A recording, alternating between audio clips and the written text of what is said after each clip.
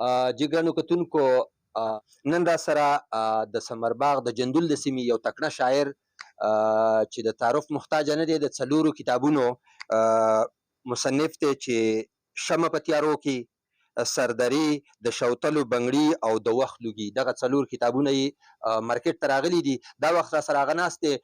مساخیل صاحب ته خواست کومه چې خپل غزل را سره شریک کړي. مننه ګلیاو صاحب، ښاد آباد او بغلی اوسي. نو تاسو د غزل غوښتنه کړې ده، نو یو غزل دی: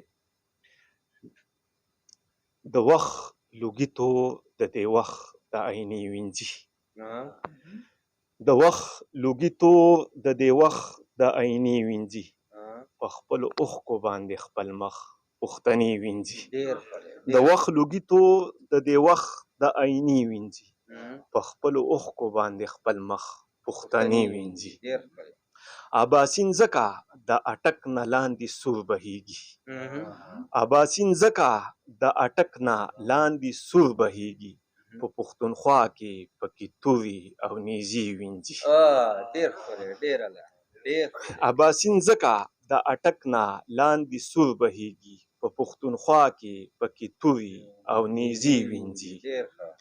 بیا دې د عدم تشدد په فلسفه غږیږي، بیا دې د عدم تشدد په فلسفه غږیږي، اول د دا خلک د وینو خپلې خولې وینځي،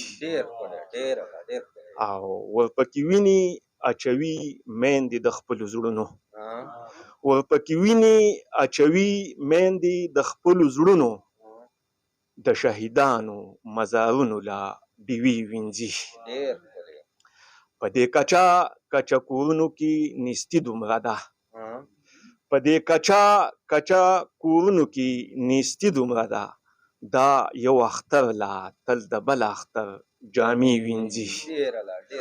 په دې کچا کچا کورونو کې نیستي دومره ده، دا یو اختر لا تل د بل اختر جامې وینځي.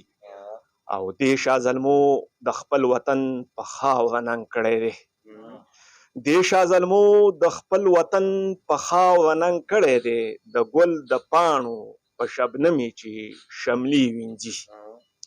دې شاه زلمو د خپل وطن په خاوره ننګ کړی دی، د ګل د پاڼو په شبنمې چې شملې وینځي. او چې بیا د بل چا په بشره باندې نه ورشیندي، چې بیا د بل چا په بشره باندې نه ورشیندي، په دې تیزابو دي د دې خلکو بشري وینځي. او ورته یې ځکه موسی خیله د نیولې لپې، ورته یې ځکه موسی خیله د نیولې لپې، ستا په خولو باندې د خپل جبین خولې وینځي. د وخت لوګي تور د دې وخت د عیني وینځي، په خپلو اوښکو باندې خپل مخ پښتني وینځي. مننه. ډېره زیاته مننه.